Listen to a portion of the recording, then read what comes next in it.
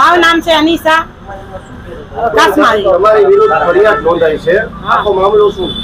આખો મામલો એમાં એવું છે કે આમાં હું હાવ બેકસૂર છું, હું નિર્દોષ છું, બરાબર।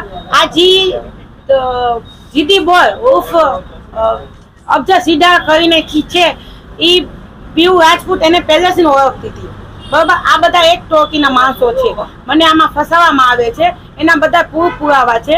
આ છેલ્લા 1.5 મહિનાથી આ મારા નામના લાઈવ થાય છે। મેં જુનાગઢમાં પણ અરજી આપી છે, મોરબીમાં પણ અરજી આપી છે।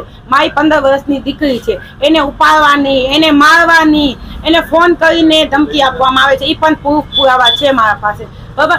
હવે શરૂઆત બધી એ થઈ છે કે હું તો કોઈને ઓળખતી નથી, બરાબર। તો જીડી સેડાની જે જીડી છે એની મુલાકાત આ મને કરાવી, પછી એના તું શું કે એમ કે છે કે આ દરગાહ રહી ગયા ને પાણી પાયું ને બધે ઈ મને રહી ગઈ હતી।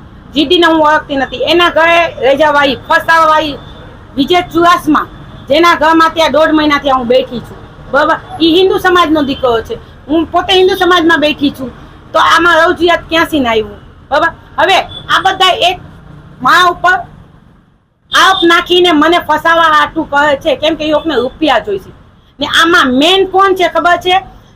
વિજય છત્ર ભુજ, જે અહીંયા રાજકોટ બિલોંગ કરે છે, મારા પાસે બધા પુરાવા છે। બીજું પીયુ રાજપૂત, ત્રીજું જીડી એના ભેગો હતો, જીડી એના ભેગો હતો ને મારા પાસે બધા છે કે હું તને ભાઈ પૈસા શેના આપું, એ પણ મેસેજ છે। આમાં હું હાવ બેકસૂર છું।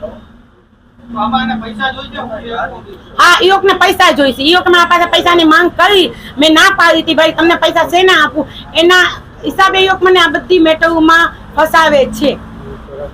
મારી નાખવાની ધમકી, લાઈવ કરીને છયું બતાવવાની ધમકી, ગાડી લઈને મને જુનાગઢમાં મારવા આવવાની ધમકી, મોરબીમાં પહોંચવાની ધમકીઓ બધા। મેં પોતે મોરબીમાં એસપી સાહેબની ઓફિસે ગઈ છું મારી દીકરીને 15 વર્ષની દીકરીને લઈને,